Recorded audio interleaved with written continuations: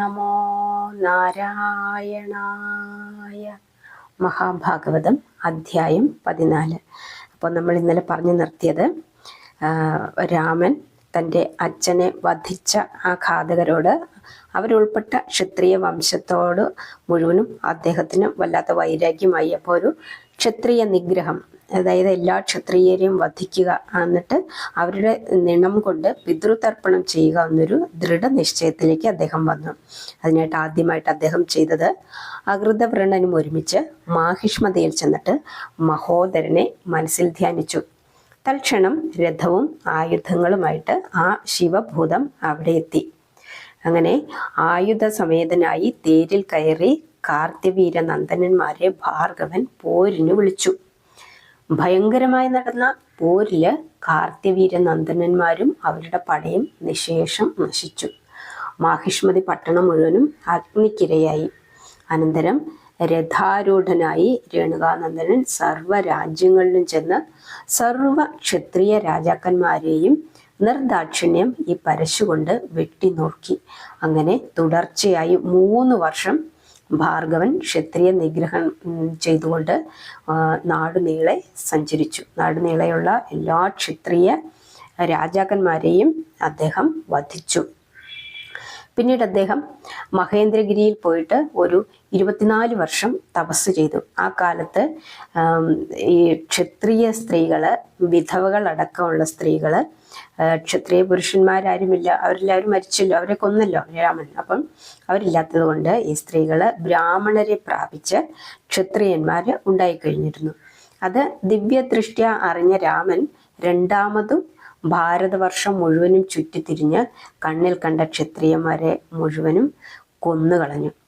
പിന്നെ 2, 3 സംവത്സരങ്ങൾ കൂടുമ്പോൾ തൻ്റെ സംഹാരായുധമായ പരശും എടുത്തുകൊണ്ട് ഈ രാമൻ രാജ്യമെമ്പാടും നടന്ന് അപ്പോഴപ്പോഴും വളർന്നു വരുന്ന ക്ഷത്രിയരായ പുരുഷന്മാരെ ഒന്നടങ്കം വധിച്ചുകൊണ്ടിരുന്നു. ഒരു ക്ഷത്രിയ വേട്ടയായിരുന്നു പരശുരാമൻ നടത്തിക്കൊണ്ടിരുന്നത് എന്ന് വേണം പറയാൻ. അങ്ങനെ 21 വട്ടം അദ്ദേഹം ക്ഷത്രിയ വംശത്തെ പരിച്ഛേദം ഈ പരശുകൊണ്ട് നിധനം ചെയ്തു. തൻ്റെ പ്രതികാരം നിറവേറ്റി.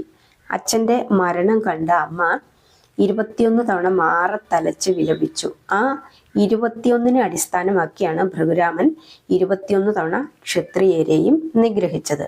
ഈ 21ാമത്തെ തവണ ഭാർഗവൻ ഓരോ പുരങ്ങളിലും ചെന്നിട്ട് രാജാക്കന്മാരെ മുഴുവനും നിർദ്ദയം പിടിച്ചു കെട്ടി കുരുക്ഷേത്രത്തിൽ കൊണ്ടുവന്നു. ആകെ 12,000 മേല് ക്ഷത്രിയന്മാരുണ്ടായിരുന്നു എന്നാണ് ഇവിടെ പറയുന്നത്.